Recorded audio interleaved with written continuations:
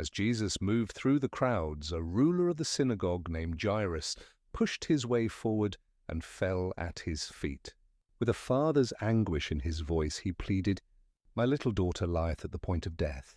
Come and lay thy hands on her, that she may be healed, and she shall live." Jesus immediately went with him, yet the multitude pressed so tightly around them that every step was slowed.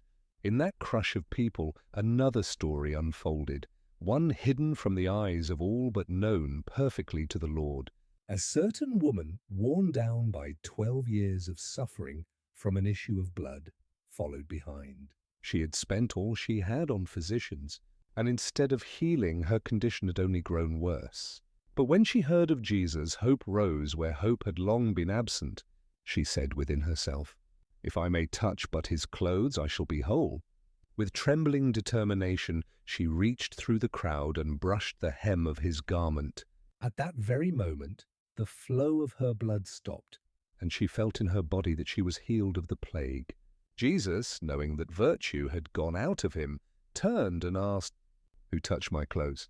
The disciples were bewildered. How could he ask such a thing when the multitude thronged him on every side? But Jesus looked steadily around, searching for the one whose touch was different from all the rest. The woman, fearing and trembling, came forward and fell before him, telling him all the truth. She had touched him secretly, but he brought her into the open, not to shame her, but to seal her faith with his word. And he spoke to her with a tenderness that reached deeper than her physical healing. "Daughter, thy faith hath made thee whole.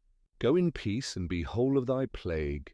In this moment, the journey to one miracle paused for another. Jairus begged for the life of his child, but this woman reached for the touch that would restore her own. Both found that in the presence of Jesus, desperation is not rejected, it is met with compassion, answered with power, and crowned with peace.